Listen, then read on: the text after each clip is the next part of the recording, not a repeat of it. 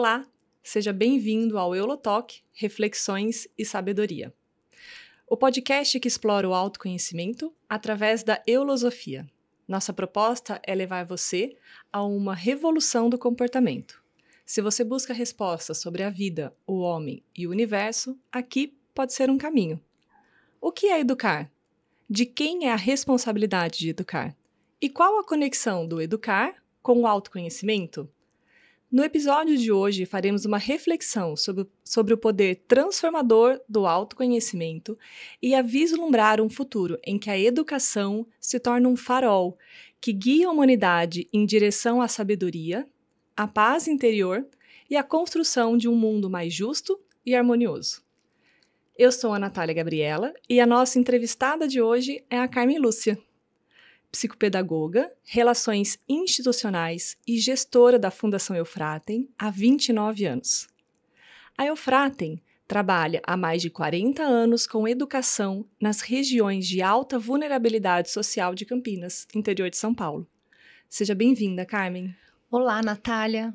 É uma alegria muito grande estar aqui com você e estar aí com vocês também que estão nos assistindo, podendo compartilhar um pouco do trabalho que nós realizamos na Fundação Eufratem e contribuir de alguma forma para que a educação seja esse farol de luz na vida de toda a humanidade, vamos dizer assim, né? Muito bom, Carmen. Começando então, o que seria esse trabalho da Fundação Eufratem? Conta um pouco para a gente, Carmen.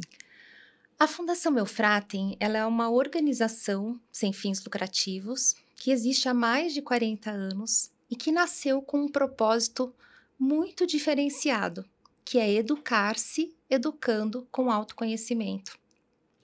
E esse trabalho, ele nasceu com o intuito de desenvolver o potencial de voluntários através do nosso fundador, que é o Dr. Paulo Zabel, que ainda muito jovem, já desde criança, na sua própria autoeducação, observava a natureza, identificava tudo que tinha à sua volta e aprendia com ela.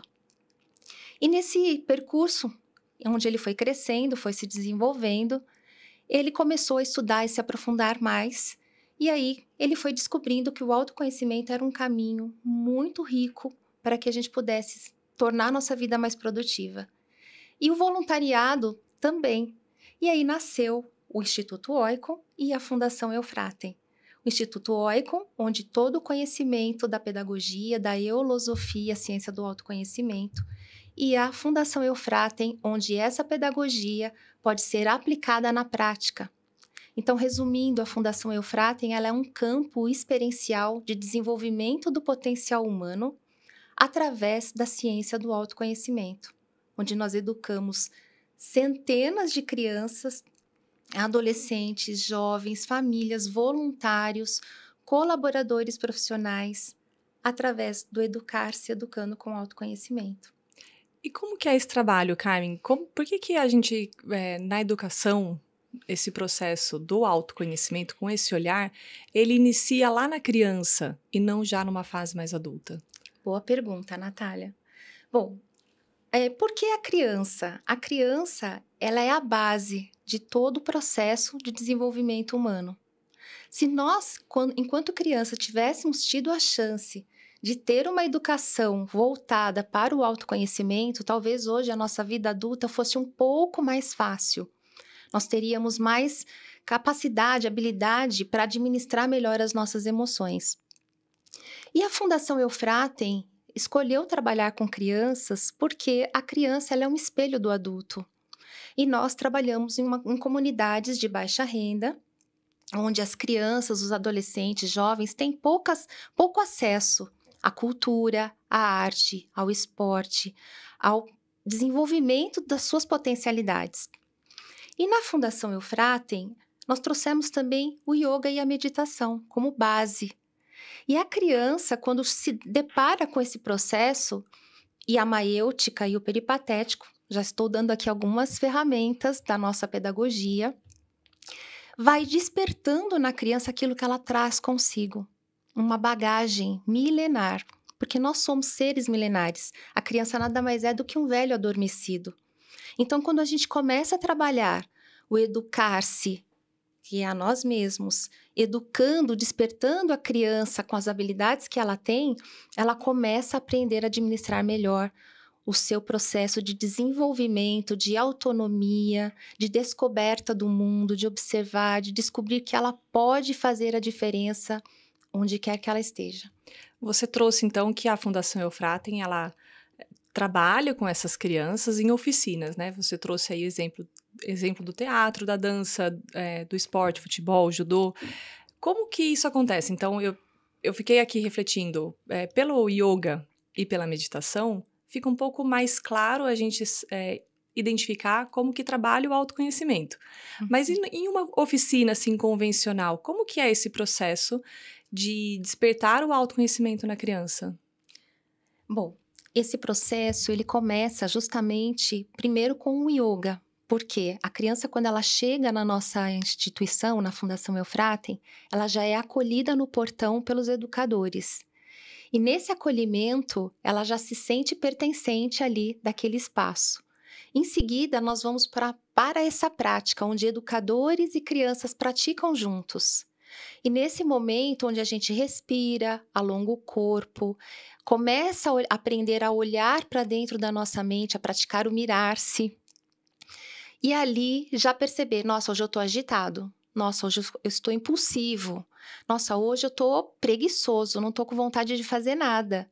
Ali ela já se percebe. E nos exercícios respiratórios, nos pranayamas, nos asanas e na própria prática dos mantras da meditação, do mantra Om que nós fazemos, nós já vamos observando que a criança ela já vai modificando o comportamento dela. E aí, quando ela entra na oficina, no futebol, no vôlei, no judô, na arte, no teatro, criança é criança, adolescente também, porque nós trabalhamos com adolescentes. O que acontece? Ali ele tem espaço para colocar para fora a sua forma de agir e de reagir diante dos movimentos da vida. Com a postura do educador, que praticou o yoga junto com as crianças, que abriu os seus 5 sentidos para observar o que está por trás daquela criança, daquele comportamento.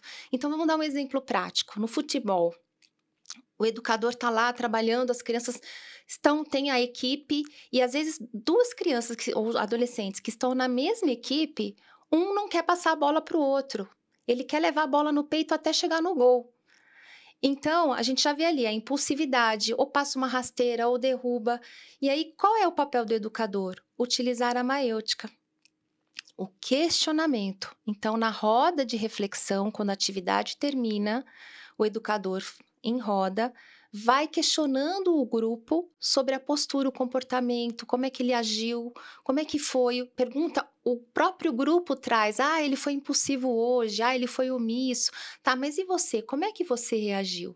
Aí vem a maêutica, a arte de questionar, sempre levando o ser a perceber a si mesmo. Então, a atividade é assim que acontece. Todo o processo é de perceber a si mesmo e de se educar, de buscar uma melhor forma de agir para que as coisas aconteçam de uma maneira mais harmoniosa, produtiva, em equipe. Muito bom. Com respeito, né? Sim.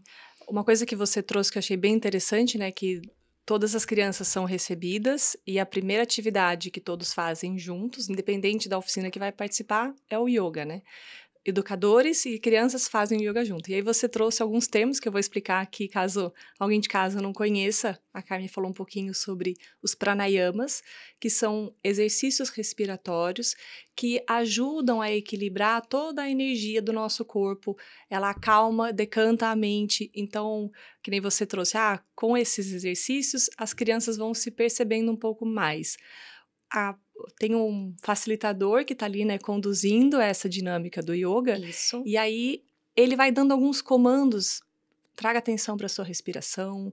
A criança, ela começa a sair daquele processo, né, que está na rua, correndo, com aquela respiração ofegante, e já entra num estado respiratório mais completo, em que oxigena melhor o corpo, e com o corpo mais oxigenado, o cérebro funciona melhor, então o aprendizado também melhora. O outro tema que você trouxe pra gente foi os asanas, Sim. né? Quer falar um pouquinho sobre os Sim, asanas? os asanas são as posturas físicas. A gente vai falando para as crianças, né? Eles falam, nossa, mas o que é isso? Então, são as posturas físicas que imitam os movimentos da natureza.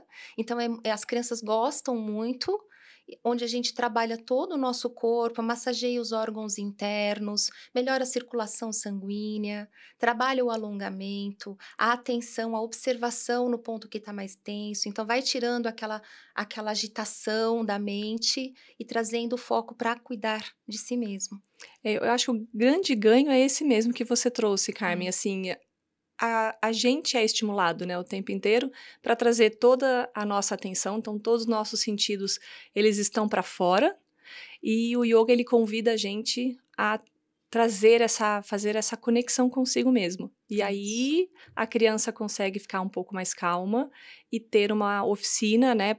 Cada uma vai para a sua, um vai para o futebol, outro vai para a dança, a oficina ela corre melhor.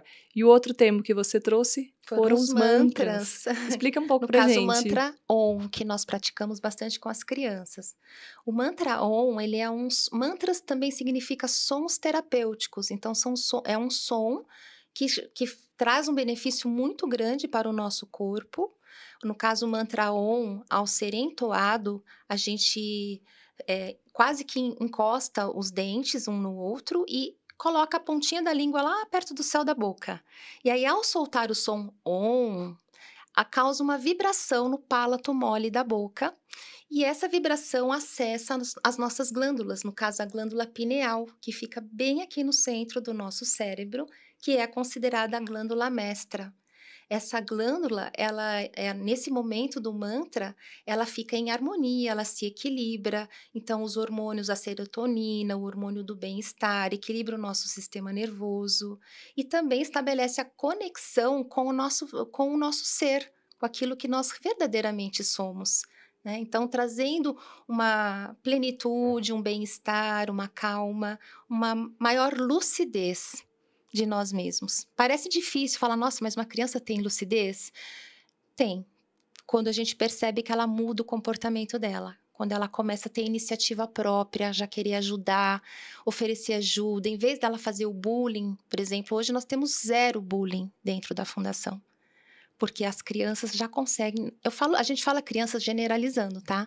Mas os adolescentes também, os jovens, enfim, todos ali aprendem a lidar melhor uns com os outros. Eu diria que é uma sociedade mais humanizada. Muito bom. E todos esses efeitos, né, que você trouxe pra gente, isso é comprovado, né? Tem muita pesquisa aí que mostra exatamente como esses ganhos acontecem e todas as mudanças químicas que ocorrem em nosso corpo. E lá na Eufratem é um grande laboratório que a gente enxerga isso na prática, né? Em que a hora que as crianças chegam no portão, fora do portão, elas estão num clima e conforme elas vão passando por todo esse processo, naturalmente elas vão ficando mais calmas e conseguem... Isso já é um fruto também desse educar, né? Que a gente vai explorar um pouco mais e explicar qual é a conexão de tudo isso que a gente está falando. Sim. E o que é esse educar que nós estamos falando. O educar, ele está dentro só da escola? Ali a gente fala que é uma escola preparatória para a vida, né? Isso. É um campo em que as crianças chegam e voluntários também, todos nós, né? Porque a gente fala que nós somos crianças grandes, mas a nossa mentalidade ainda, nós somos muito infantis ainda, nesse sentido mesmo de somos muito próximos, né? As nossas vontades, as nossas carências. Então, quando a gente tem esse olhar sobre o ser humano, que é o que você trouxe, se a criança é um adulto adormecido, nós adultos somos que temos essa criança dentro de nós também, né? Por isso que é muito parecido. E trabalhar esse educar, que eu acho que é a grande chave. E o que é, Carmen? Porque você trouxe um pouquinho dessa oficina, né? O que a gente está trabalhando ali com a criança, em que durante uma atividade, o facilitador, né? O professor que está ali, ele leva a criança a refletir se o comportamento foi educado. Mas é só esse educador aí que tem essa capacidade? Como que é tudo isso? Conta pra gente. Não é. Bom, eu acho que eu queria trazer um pouquinho a questão do educar-se. E desse ambiente, quer dizer, o educar-se o ambiente, porque quando você colocou, né, a criança, ela passa do portão, ela já sente uma diferença. E não são só as crianças, os voluntários também. porque quando a gente entra dentro daquele ambiente, a dedicação com que as pessoas que frequentam aquele lugar, os voluntários, todos os ambientes construídos com arte, inspirados na arquitetura da Grécia Antiga, construídos com materiais doados, e a dedicação, o trabalho para fazer todo aquele espaço, para possibilitar esse aprendizado para a vida, faz com que as crianças sintam essa diferença. Eu entendo que o educar é dar vida, é diferente de ensinar. A gente entende que educar e ensinar são de suma importância, porque eu preciso ter conhecimento, porque sem conhecimento a gente também não avança, mas eu preciso saber como eu utilizo esse conhecimento e de que forma eu posso usar esse conhecimento, não só para a minha vida, mas para o bem do todo. Então, ensinar, eu adquiro conhecimento, mas educar é dar um pedaço de si ao outro, é você despertar aquilo que o outro tem dentro de si a partir daquilo que você está trabalhando consigo mesmo.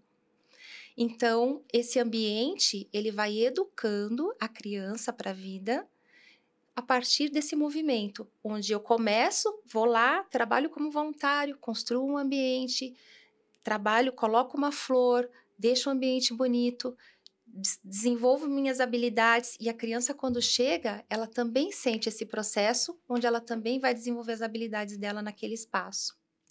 E esse trabalho ele é conjunto ou tem as oficinas que são próprias para as crianças, tem oficinas, atividades próprias para esses voluntários? Como que isso acontece? Sim, nós temos as atividades das crianças e temos o projeto Construindo com as Próprias Mãos, que é um projeto onde os voluntários, todas as sextas-feiras e sábados, constroem os ambientes de aprendizagem inspirados na arquitetura da Grécia Antiga e também do Egito. Agora a gente já está, com alguns espaços também trazendo a cultura egípcia e também tornando o ambiente um ambiente cada vez mais cultural, mais inspirador, com o belo, chamando o belo dentro do ser.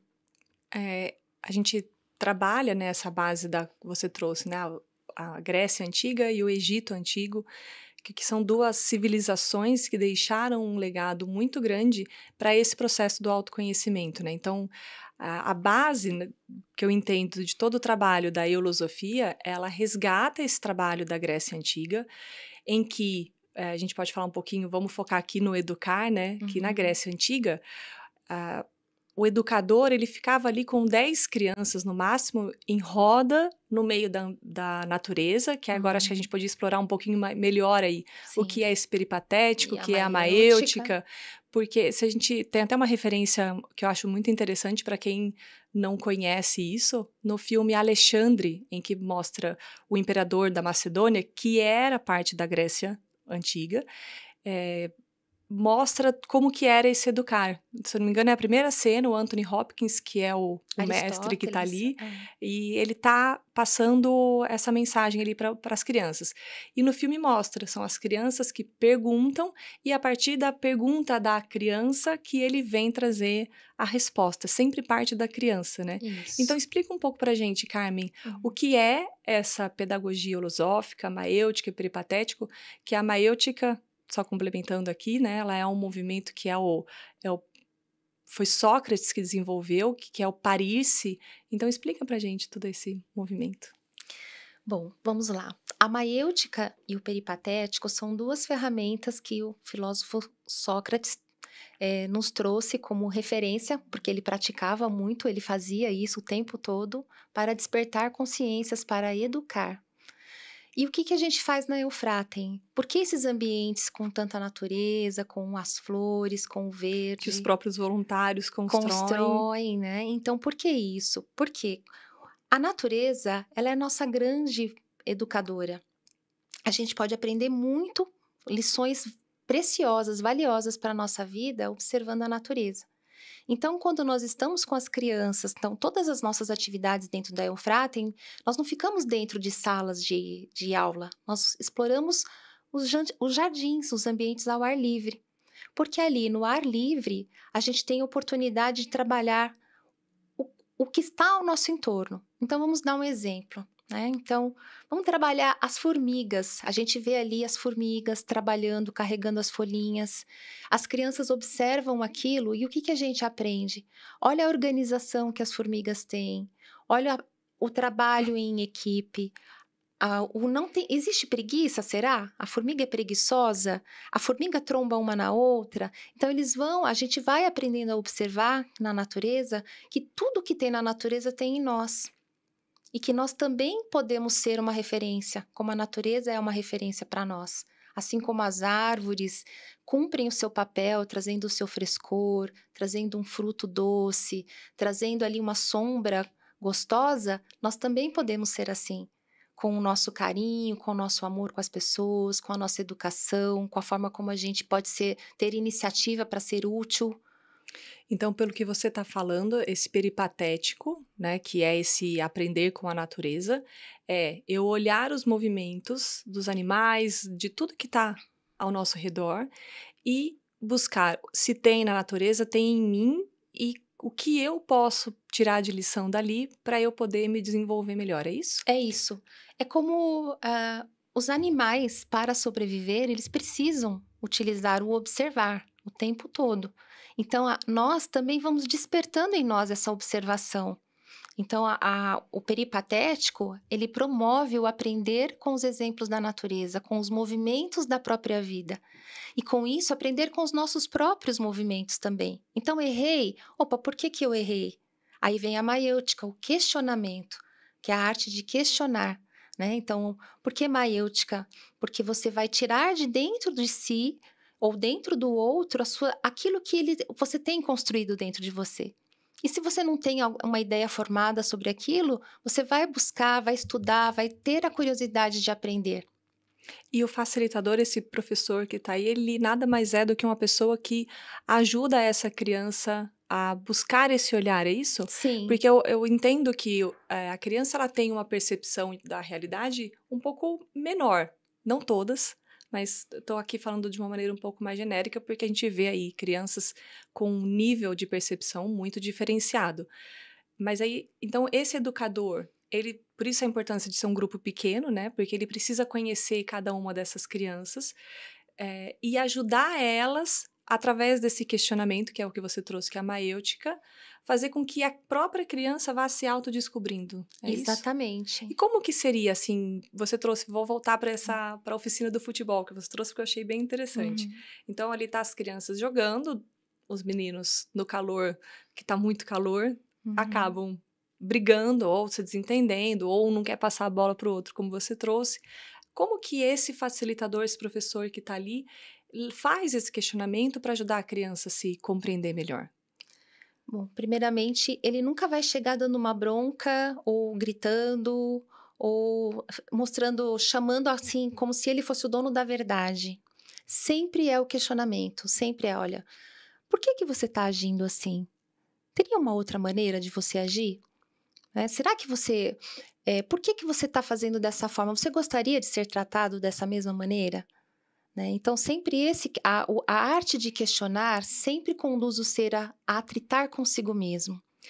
Pelo que você trouxe Uhum, aí, a doutora Paula, em episódios anteriores, uhum. ela trouxe a ferramenta do mirar-se, né? Isso. Que é a gente olhar para os nossos pensamentos, para os nossos movimentos. Uhum. E esse professor, então, ele ajuda a criança a praticar o mirar-se sem falar, olha, mire-se, né? Ele faz de uma maneira Exatamente. intuitiva. Exatamente isso. Que- Não só o mirar-se, quanto o refletir, que é você abrir um leque de possibilidades, porque pensar, todo mundo pensa, né? Então eu tô ali no pensar, mas ele me agrediu.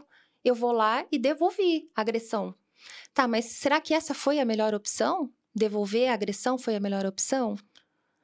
Então, quando você faz isso, você leva o ser à reflexão. E a reflexão é justamente buscar abrir um leque de possibilidades onde você vai escolher aquela que é a melhor para o bem do todo. Não é só a melhor que vai favorecer a você mesmo. então você colocou agora um novo elemento aí Uhum. nessa conversa, né?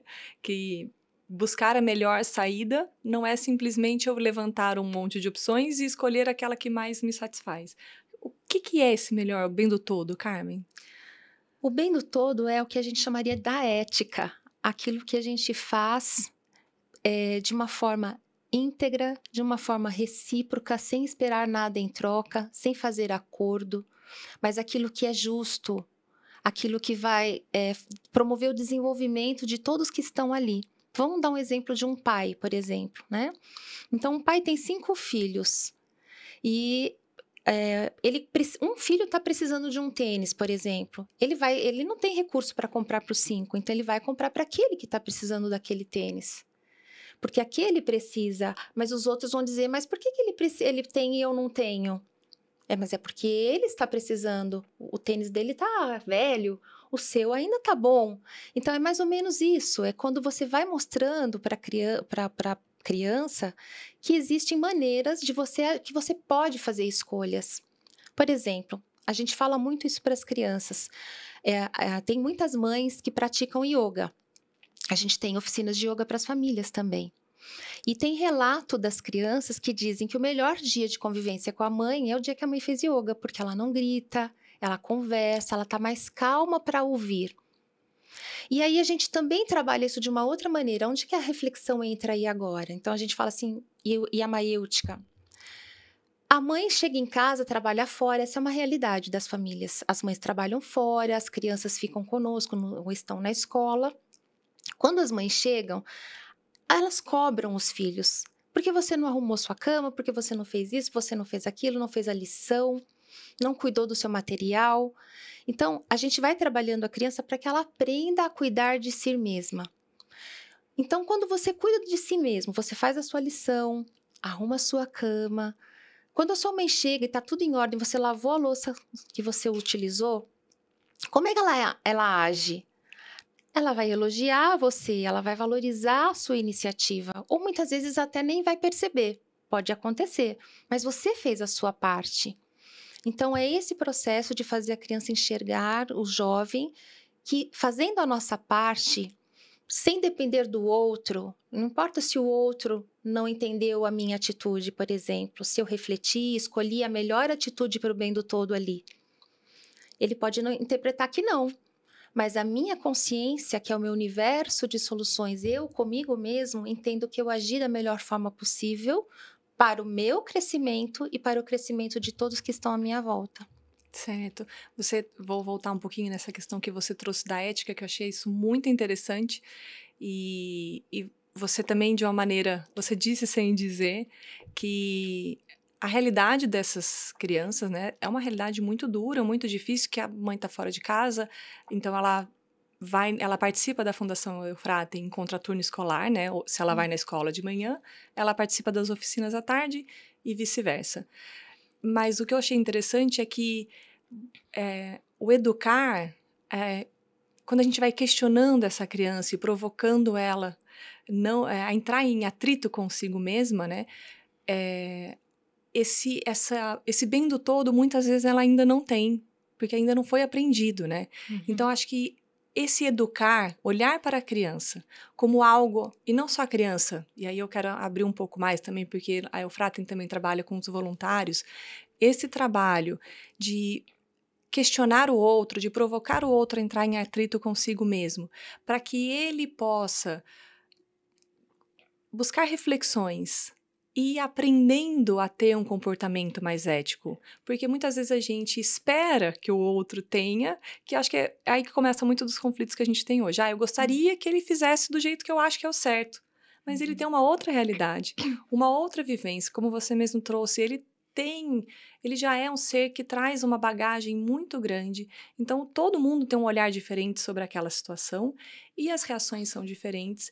E aí, quando a gente começa a ir educando, a gente para de ter esse olhar do meu e passa a ter um olhar mais coletivo. A minha pergunta, eu falei bastante aqui, mas a pergunta era, esse educar que você trouxe no começo, você falou, é o educar se educando com autoconhecimento. Onde que entra essa ética? Como que é essa construção? As crianças têm isso, não têm? Como que é? Olha, educar é pelo exemplo, nas pequenas coisas que a gente vai construindo um processo de educação. A educação, eu entendo que é algo infinito, Natália. Nós vamos ser eternos aprendizes E a vocação de aprendiz, ela é nata dentro de nós. Vamos, né, dentro do nosso processo de evolução e de elevação, no reino animal, né, a gente vai aprendendo com os desafios da vida. O cai, levanta, vai fazendo com que um dia a gente aprenda, ou pelo amor, ou pela dor, ou pelo remorso, ou pelo cansaço. Mas a finalidade, o grande propósito da vida é que nós aprendamos. E que a educação é o único caminho, porque educar é um caminho, é um percurso. Educar não é parado, é sempre em movimento. Então, dentro da Eufratem, nós desenvolvemos um percurso pedagógico para que esse processo do educar aconteça, do educar-se, educando com autoconhecimento aconteça. E esse percurso, ele existe não só para as crianças, ele existe também para os voluntários, para os educadores, para o funcionário que trabalha na administração, na limpeza, na cozinha, preparando o lanche das crianças. Para se criar um ambiente onde a ética esteja presente, é preciso que todos estejam envolvidos, todos são educadores, né? Você tinha me perguntado isso lá na frente, lá antes, né? Todos somos educadores, né? Não é quem estudou para ser educador. A responsabilidade de educar é do ser humano, a si mesmo e a todos que estiverem à sua volta com seu próprio movimento e exemplo. E como é que isso acontece dentro da Eufratem? Quem estiver ouvindo aí vai saber esse percurso onde a criança ou nós, voluntários, tomamos água, comemos, almoçamos, cada um lava seu prato, enxuga e guarda. Cada um fez o yoga, cada um limpa seu colchonete, volta para o seu lugar. Então, ninguém deixa nada jogado. Tudo tem que ter começo, meio e fim. Tudo tem que ter limpeza. Então, cada um é responsável por limpar sua mesa, passar o pano na sua mesa, retirar o seu lixo. Então, parece coisa boba, né? Mas a ética, ela vem dessas pequenas coisas. Quando, por exemplo, eu estou escovando os dentes e não largo a torneira aberta. Quando eu não largo o sabonete derretendo na água. E a gente ensina isso para as crianças. Quer dizer, ensina, passa o conhecimento, mas educa fazendo junto, praticando junto, né? Então, esse movimento, mesmo no mutirão, que é o construindo com as próprias mãos, a gente faz o cimento, a gente pega as ferramentas, no final do dia, cada um vai lavar a sua enxada, cada um vai lavar a sua carriola, quem cuidou da florzinha vai lavar a sua pazinha, vai lavar, enxugar e guardar. Eu acho que você está trazendo um ponto que também é interessante, em que hoje a gente vive num modelo em que todo mundo quer usufruir o tempo todo, né? Ou quer tirar vantagem, ou quer ter os prazeres, benesses. Se fala muito, eu tenho, quais são os meus direitos? Mas se esqueceu muito sobre os deveres. E quando você coloca, desde a criança ali, peraí, você sujou, limpa, você participou, então você vai, junto com o professor, criar esse ambiente, fazer parte, né? Carregar a bola para o campo. Quando a gente começa a mostrar desde criança que todos nós temos um papel, isso também vai mudando essa visão da ética que você estava falando, né? Exatamente. E como que a gente poderia, Carmen, assim, você trouxe vários exemplos aqui da educação, no caso da Eufratem, né? Vamos pegar aqui uma mãe, que você trouxe, que todos nós somos educadores. Uma mãe, um pai, que tem que participar da formação dessa criança, ou o próprio casal, né? Porque muitas vezes o próprio casal acaba fazendo um acordo um com o outro. Como que a gente pode, no nosso ambiente, em casa, sermos educadores? Fazendo junto com a criança. Às vezes, uma das coisas que a gente ouve muito, que os pais não têm tempo de dar atenção aos filhos, né? Porque a gente sabe que a sociedade moderna que nós vivemos hoje é o tempo todo trabalho, chega em casa, já tem que preparar o jantar. Os movimentos, a exigência é muito grande. Então, e o tempo é curto. Mas eu posso transformar esse tempo em qualidade quando eu envolvo as crianças ou mesmo os adolescentes nesse processo. Mas eu vou construindo essa base de fazer junto. Porque se você for ver, a criança desde pequena, ela já quer ajudar. Ela quer um paninho, ela quer quer fazer, né? ela quer participar, ela quer fazer parte daquele movimento. Então, aí nós estamos trabalhando o educar, que é preparar, desenvolver competências e habilidades para que o ser possa administrar o seu maior empreendimento, que é a sua própria vida. Então, os pais podem fazer isso com coisas simples. Vai preparar o jantar? Vamos pôr a mesa junto. O que a gente pode fazer? Uma receita diferente, Um bolo. um bolo gostoso, ou uma salada de fruta. A gente faz isso com as crianças na Eufratem, é uma delícia, é muito gostoso.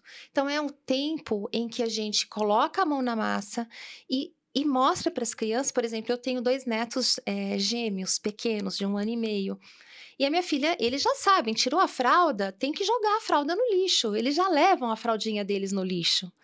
Então, é esse princípio de que eu uso e eu guardo os meus brinquedos, eu coloco a minha fralda no lixo. Mas, desculpa, Carmen, te cortar, Uhum. mas é que me veio, assim, muitos pais nesse momento, pelo cansaço do dia, né, esgotados, eles acabam fazendo esse movimento no movimento de briga, né? Sim. Grita com a criança e isso acaba ficando uma guerra dentro de casa, né? Como que o pai consegue fazer isso sem virar essa guerra? Que Desafiador. desafio, hein? Pergunta desafiadora, Natália. Realmente é um desafio. Gente, olha, eu diria que vamos dizer assim, quanto mais lenha a gente põe na fogueira, mais fogo, mais alto vai ficar o fogo, não é? Verdade. Então, às vezes, a gente também tem que ter um pouquinho de criatividade. E aí também vem, mas eu tô cansado, como é que eu vou ter uma criatividade para... Por isso que você trouxe também que o trabalho com a criança com o adulto é interessante, né, lá na Eufratem, porque você falou para mim uma vez que a criança ela vira um espelho do adulto, né? Então, acho que quando você fala dessa criatividade, Sim. se eu estou num dia mais irritado, porque o pai também, o adulto, ele tem que se mirar, né? Ele tem que primeiro partir dele, ele consegue, peraí, se eu tô mais irritado, eu tenho que fazer uma coisa diferente hoje, porque senão vai ter briga, né? Sabe, quando eu falei que é importante a gente ter começo, meio e fim, é importante também nós termos uma base, que é o planejamento. Por exemplo, hoje as crianças, quando elas chegam na Eufratem, e eu levo esse exemplo para as casas, para as famílias agora, tá? Para essa questão. Que é você construir um planejamento. Então, as crianças, elas sabem qual é o percurso pedagógico, que de tal hora a tal hora ela vai tomar café, depois ela vai lavar a caneca, depois ela vai para a oficina do teatro, ou aquela oficina que ela escolheu.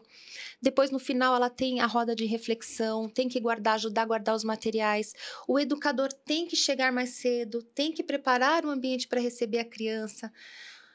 Os pais que fazem isso com os filhos, e a roda de reflexão que a gente faz também, isso também pode ser adotado na família, né? Então, vamos dizer, os pais que criam o hábito de fazer reuniões produtivas em casa com os filhos. Olha, vamos instalar aqui um planejamento.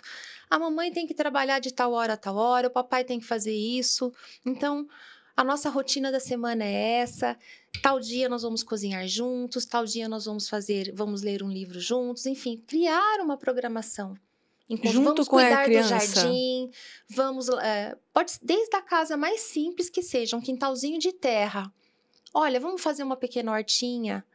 Sempre há possibilidade de gerar transformação no meio a partir do nosso movimento de dentro para fora. Mas é preciso que tenha esse planejamento, organização. E que a gente tem que ter o querer. Porque não adianta só ter força de vontade. Eu quero, mas eu não consigo. Eu já estou imprimindo uma força ali negativa, vamos dizer assim, porque eu estou irritado e eu estou querendo levar a coisa no peito e não vai funcionar. O que vai funcionar é levar as coisas com harmonia.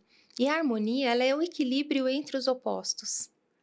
Ela não é aquela calmaria perfeita. É a gente sair da nossa zona do conforto. É a gente perceber que um passo, uma pequena atitude, começa devagarinho, uma atitude por dia. Não quero fazer tudo de uma vez. Então, aos poucos, a gente vai construindo esse processo com os filhos, transformando a dinâmica da nossa casa. Muito bom, Carmen. Você trouxe também, voltando um pouquinho, a questão você falou do conhecimento e do aprendizado, né? Assim, como que é? Porque, voltando agora um pouco para a educação formal, né? A gente sabe que nós estamos falando aqui de um educar olhando para o autoconhecimento, olhando para um comportamento, mas a gente vou agora para o nosso ensino, né, para as escolas. As escolas hoje, elas trabalham porque lá na ponta tem um vestibular, e desse vestibular sabe-se que aqueles que passam nas melhores faculdades entram nas melhores empresas, têm os melhores salários, e as escolas não estão preparando as crianças com esse olhar que você trouxe, mas sim para esse mundo em que nós estamos vivendo. Então, eu acho que essas crianças que aprendem desde criança hoje são poucas, e é um privilégio ter esse olhar e fazer isso numa comunidade tão vulnerável como a Fundação Eufratem trabalha. É muito significativo, porque os resultados eles aparecem. Então, conta um pouquinho pra gente. Primeiro, você já falou um pouco, mas o que é esse ensinar? Qual a importância dele? Porque eu entendo que conhecimento a gente também precisa ter, né? Claro. Mas como que a gente equilibra? Como que seria esse processo? É possível fazer isso nesse mundo? Como que a gente faz? É possível porque a Eufratem faz. Mas quais são os desafios, né, desse movimento? Olha, eu vou fazer um caminho aí, dizer para você o seguinte, que hoje existe um dado que fala que 90% dos profissionais contratados nas empresas são contratados por competência técnica e são demitidos por falta de comportamento humano. Então, assim, é importante a gente ter o conhecimento, o desenvolvimento para passar no vestibular, para cursar a faculdade que eu quero fazer, ser um profissional bem-sucedido na sociedade. Mas também é importante que eu aprenda a lidar comigo mesmo, que eu aprenda a descobrir a minha verdadeira realidade interna, né? Os meus condicionamentos, o meu universo de conflitos, que são todas aquelas situações mal resolvidas que a gente vai carregando junto com a gente, e que não adianta a gente querer esconder o sol com a peneira, porque nós não vamos ser um no trabalho, outro em casa. Nós somos um ser único. E a nossa mente, ela tá ali. É como se fosse um dique mental. Eu vou segurando, segurando, uma hora a casa cai. Vai aparecer, eu vou explodir, eu vou perder o controle das minhas emoções. Então, o conhecimento, ele é essencialmente importante, mas sem autoconhecimento a gente não chega em lugar nenhum. Porque, vamos lá, conhecimento e virtudes, né? Então, conhecimento, eu tenho informação, e se eu pegar essa informação, além de eu ser um excelente profissional, e eu utilizar isso também de uma forma humana, para gerar o desenvolvimento das pessoas que estão à minha volta, da minha comunidade, da minha família, então aí eu estou desenvolvendo as minhas virtudes, estou desenvolvendo o meu lado mais humanizado. E aí eu vou transformando esses conflitos em soluções, né? E quando eu junto conhecimento e virtude, o que eu vou desenvolvendo com o passar do tempo? A sabedoria. Por isso, do nosso podcast chamar Reflexões e Sabedoria, né? Sim. Que a sabedoria, ela é construída, né? A gente hoje quer ter um comportamento que muitas vezes a gente vê muito falando por aí, em 20 dias constrói um novo hábito. E a gente sabe que esse processo é muito mais longo, e essa mudança de comportamento, ela é trabalhosa. A gente que está aqui nesse processo sabe o tanto que a gente tem que, de fato, se esforçar para mudar um pequeno comportamento. Sim. Então, assim, não é em 21 dias que a gente vai ter mudanças incríveis. Não. É fruto de muito trabalho, e acho que mas ele tem frutos, né? Que é olhar as crianças, como elas chegam e como elas saem lá. Com quantos anos, Carmen, que elas... Olha, vou contar a história do José para você, tá? O José é um nome fictício para vocês que estão aí em casa. Talvez ele até esteja assistindo, ele vai descobrir que talvez seja ele, né? E o José, ele começou na Fundação Eufratem com mais ou menos uns 8 anos de idade. E as nossas unidades, elas ficam em comunidades que não tem muito acesso à cultura, à arte, não tem acesso, né? E a Eufratem oferece essa possibilidade desse desenvolvimento. E aí o José, ele começou a frequentar as nossas atividades, mas no começo ele era uma criança que dava muito trabalho, era uma criança carente, porque normalmente quando a gente dá muito trabalho, a gente é carente, porque a gente quer chamar a atenção de alguma forma e dizer, olha, eu estou aqui. Né? E como é que a gente lida com isso dentro da fundação? E foi assim que a gente lidou com o José. Quanto mais a criança dá trabalho, quanto mais ela chama atenção, o adolescente, é porque ele tem muita energia produtiva. ali dentro. Então, a gente envolve esse jovem, essa criança, para nos ajudar a preparar o ambiente para atividade, para poder organizar, para ficar perto de uma outra criança e ajudar essa criança. Precisa dar mais responsabilidade para ele. Responsabilidade, exatamente, responsabilidade. E eles amam responsabilidade. Inclusive, fazendo um parênteses aqui, quando entra uma criança nova ou um adolescente novo, a gente faz o RH natural. Então, esse adolescente, ele fica do lado desse adolescente novo que acabou de chegar, que nunca fez yoga. O mais peralta, o mais ativo fica do lado desse novo que acabou de chegar. Isso, e a responsabilidade dele é justamente mostrar para ele o percurso pedagógico, quais são as regras de convivência, que eu ainda não falei, quero contar um pouquinho sobre elas aqui também. E aí, o José, ele foi aprendendo a conviver, foi aprendendo o yoga, a prática da meditação, foi desenvolvendo foco, disciplina, continuidade, e ele foi aprendendo a administrar as suas emoções. Com o passar do tempo, o José, ele foi crescendo e foi fazendo o nosso... Quando ele chegou nos 15 anos, ele foi fazer o nosso curso de preparação para o mundo do trabalho. E aos sábados, ele ajudava o tio como ajudante de pedreiro. E nesse trabalho, que o tio pegou uma empreitada numa construtora, a construtora observou que o José ele era diferente. Ele deixava as ferramentas todas limpas no lugar, ele trabalhava focado, ele tinha uma postura diferenciada, mais educado, sempre oferecendo ajuda. E aí essa construtora resolveu financiar os estudos do José. Hoje, o José, ele é um engenheiro formado, possui um diploma, um trabalho e uma vida digna. Mas será que foi só o conhecimento veio primeiro ou o comportamento veio primeiro? O que fez a diferença na vida do José? E o que faz a diferença na nossa vida? Quando a gente, por exemplo, você que está em casa aí, você lembra daquele educador que dava aquela atividade, aquela aula, que contava uma história, que fazia você rir, que você ficava encantado, ou com aquele que só ficava lá escrevendo na lousa, usando o livro. Então, é sempre o como nós fazemos as coisas que nos marca.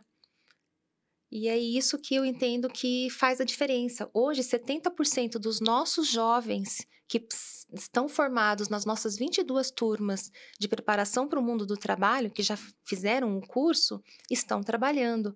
E em grandes empresas, como Bosch, Valeo, Honda, Nortel, John Deere. Então, a gente entende que tem alguma coisa aí que está chamando a atenção das empresas. As empresas já estão percebendo, então, que o comportamento... isso já se fala muito, né? Mas, de fato, elas estão contratando, então, por comportamento. Sim, porque a gente percebe, né, que os próprios educandos, eles têm mais iniciativa própria. Eles são reconhecidos por 3 pontos, que também são 3 indicadores, vamos dizer assim, de que a criança está mudando, o adolescente está mudando, e o educador também, porque os educadores que entram nesse processo também são treinados para trabalhar com essa pedagogia, mas é a iniciativa própria, o senso crítico e a criatividade, que são os 3 princípios propulsores da humanização. E os jovens, eles saem mais preparados com esse movimento. Eles saem mais preparados com esse movimento. Não são tão inadequados, né? Não. Eles oferecem ajuda. Não, terminou sua atividade? Então, tia, terminei. Ou professora, terminei. Não, terminei, eu vou ajudar meu amigo que precisa de ajuda. Que é a iniciativa própria. Que é a iniciativa própria. O fazer senso por si. crítico, fazer por si, sem esperar que ninguém peça. Né? Que é um pouco do que você trouxe, esse trabalho que você falou lá atrás, né? Que...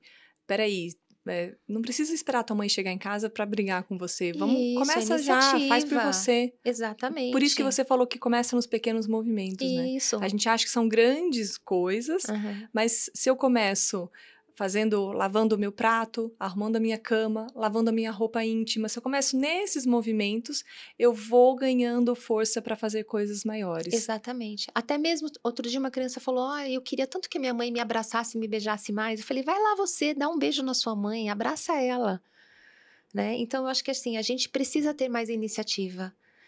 ao invés da gente reclamar, buscar soluções e ter mais iniciativa. E aí a gente entra nos princípios da convivência. Porque conviver, então, é que faz a grande diferença. A convivência, ela está centrada no comportamental. Se a gente for olhar, uma criança que está na escola com preguiça, ela não vai aprender ali. Ela vai só ficar buscando dispersa, desatenta. Então, se ela está, por exemplo, agitada, impulsiva, ela também não. Então, o comportamental é a base de tudo. É a base para o nosso processo de desenvolvimento. O aprendizado, então, que é o conhecimento, se não tem esse olhar do comportamento, ele também fica prejudicado. Fica prejudicado totalmente. E é isso que a pedagogia eulosófica, ela é um método prático, funcional, para promover o desenvolvimento comportamental do ser. Né? Então, existem métodos pedagógicos, como Montessori, né? Então, a pedagogia Waldorf, existem várias pedagogias para o desenvolvimento do aprendizado da criança. Né? Mas, no caso da pedagogia eulosófica, o foco é o desenvolvimento do comportamental. Ou seja, o que nós vamos trabalhar? Corpo, mente e o espírito. O ser de uma forma integrada. Porque é isso que nós somos. Essa bagagem que nós trazemos na nossa mente. É aprender a diferença de refletir e de pensar. É entender que eu tenho emoções e que eu não preciso reprimir as minhas emoções. Que quando elas vêm, elas são um movimento dentro de mim, é um chamado para que eu possa me identificar, me mirar e me trabalhar para fazer melhor. Porque quando a gente sente a emoção, a gente fica desconfortável, né? Quando as crianças estão ali na roda de reflexão, eu entendo que, além de tudo, a gente trabalha a maturidade. Porque não é fácil você estar numa roda onde fala do seu próprio comportamento. Onde eu falo, hoje eu não fui legal. Hoje eu realmente... E com isso que vai Eu fiquei desenvolvendo... com ciúme do fulano, eu tava com raiva, sabe? E é isso que vai desenvolvendo o que você estava falando, que é o senso crítico, né? Que são os 3 princípios propulsores. A gente falou um pouco da iniciativa própria. E o senso crítico é...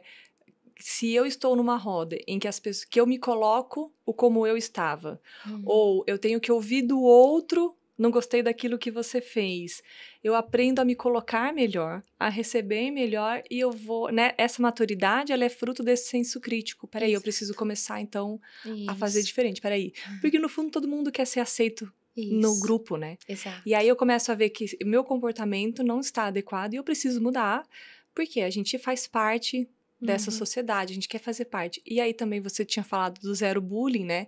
Se eu começo a aprender a ouvir aquilo que eu não gosto do outro, por que eu vou falar algo que eu sei sem ser de maneira construtiva, né? Que eu acho que também aí pode trazer um pouquinho desse bem do todo. Eu não vou... O bullying, ele é um processo em que eu tiro sarro da outra pessoa, né? Peraí.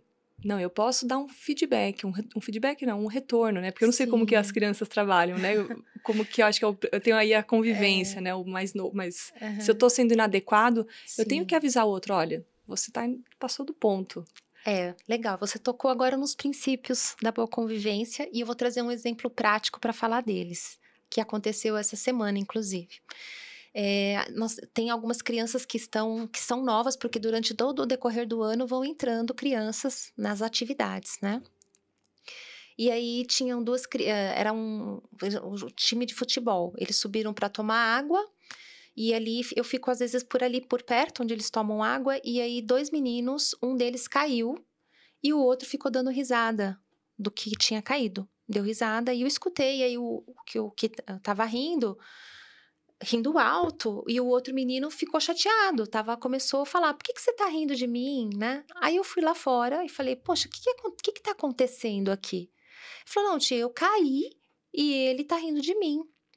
E você? Por que você tá rindo dele? Não, porque eu caí também, ele também tava rindo de mim.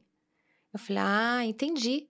Mas como é que você poderia ter feito de um jeito diferente para educar o seu amigo? Então, ele riu, você riu, quem que tá certo, quem que tá errado? Os dois estão errados, né? Então, como é que você poderia fazer isso de uma forma diferente? Aí ele fez assim com a mão.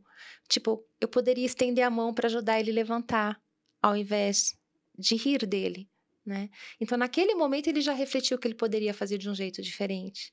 Então, nesse caso aí, a maêutica, ela traz a consciência, Isso. uma outra opção para a criança poder se reposicionar. Isso. E aí foi o que eu falei. Se você tivesse agido assim, o que você teria feito com o seu amigo? Aí eu teria educado ele, dado exemplo para ele. Então é isso. Sempre quando alguém faz alguma coisa para você que te incomoda, a gente devolve na mesma moeda. Então eu não estou educando nem o outro e nem a mim. Pelo contrário, estou me deseducando ainda mais e o outro também. Então é sempre encontrar essa referência. E aí vem os princípios da boa convivência, quer dizer, a gente, além do percurso pedagógico, onde está o yoga, a meditação, a roda da reflexão, nós temos também os princípios da boa convivência, onde vou falar alguns deles, tá? Então, por exemplo, se você errou, quem errou, assume o seu erro e busca a solução. Então a gente não tem que esconder que errou. Errei, assume o erro.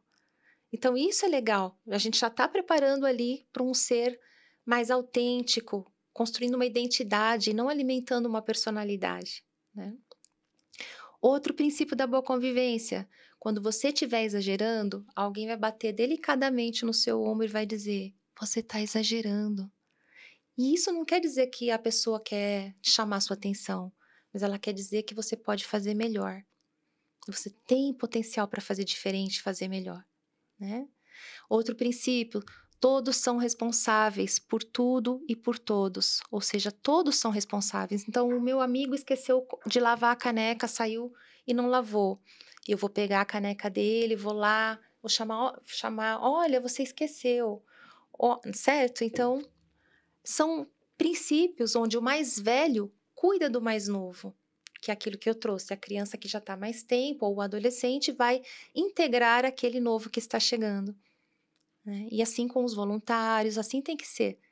Porque daí a gente vai construir, e sem esperar nada em troca, sempre com a reciprocidade, com o fazer por se sentir bem de estar fazendo e saber que também você vai ser acolhido daquela forma.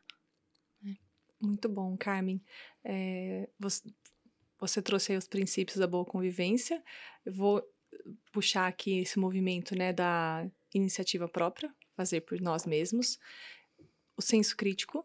E eu entendo que esse movimento que você trouxe do princípio da boa convivência, ele vai despertando nas crianças a criatividade, porque a gente acha que criatividade é sermos grandes artistas, pintar quadros incríveis, e no fundo ser criativo é usar do nosso universo de soluções, usar daquilo que a gente tem para colaborar para o bem do todo, para fazer de uma maneira diferente. Então, Exatamente. se eu acho uma saída, uma sacada ali rápida, pouca coisa, que nem você trouxe a criança. Simples, atitude simples. Isso, ajudar a criança a levantar. Pode ser algo que é um pouco óbvio, Sim. mas quando a gente começa a elaborar um pouco mais, eu passo a ter movimentos mais criativos, eu começo a fazer mais conexões cerebrais, porque eu estou usando o meu potencial de maneira mais produtiva. Isso. E eu acho que é isso que vai, agora voltando para o educar, né, para o aprender e para esse conhecimento que a gente está falando hoje, que é o trabalhado nas escolas, eu começo, se eu tenho mais universo, se eu aciono mais o meu universo de soluções,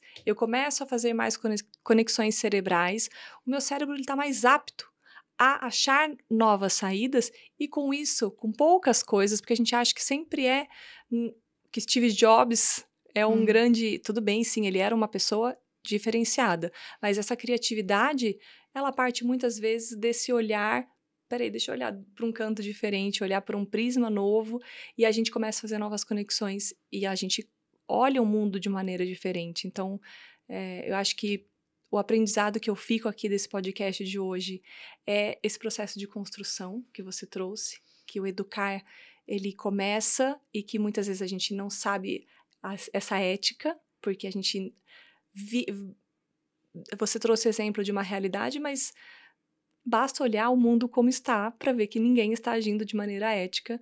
Então, olha o trabalho que nós todos temos de papel de educadores, de fazer diferença nesse mundo. Então, se eu sou um educador, como que eu vou me portar daqui para frente em construir com o outro, porque não é porque eu acho que o outro deveria saber que ele de fato sabe. Então, acho que isso é um ganho, assim, que você trouxe aqui um olhar muito diferente da maneira que nós estamos vivendo. Então, muito rico toda essa reflexão que você provocou pra gente e o tanto que nós temos aí pela frente, né, Carmen? Muito. Modificar o processo de educação é algo que parece bastante desafiador, mas eu entendo que é possível. É possível. Ele é desafiador no sentido de que depende de nós. E é possível porque depende de nós. É simples assim. Muito bom. É simples assim. E qual a mensagem que você gostaria de deixar para os educadores? Os educadores formais, Sim. educadores pais, educadores cônjuges. Que mensagem como pedagoga, como esse olhar da pedagogia holosófica você gostaria de deixar para todos? Bom, Ivo, quero deixar assim 3 pontos principais. Vou dizer para vocês que estão aí nos assistindo, agradecendo, né, por estarem com a gente aqui falando sobre esse assunto tão importante. Que primeiro, a educar só depende de nós mesmos, não depende de mais ninguém. E tudo é construído, na natureza tudo é construído. E o educar é um processo de educação através das pequenas coisas. Começa nas pequenas coisas, do dia a dia. Comece a trabalhar no seu dia a dia nas pequenas coisas e você vai perceber a diferença em si mesmo e à sua volta. E não pare, não desista, continue sempre, retomar-se todo momento, retomar-se todo momento.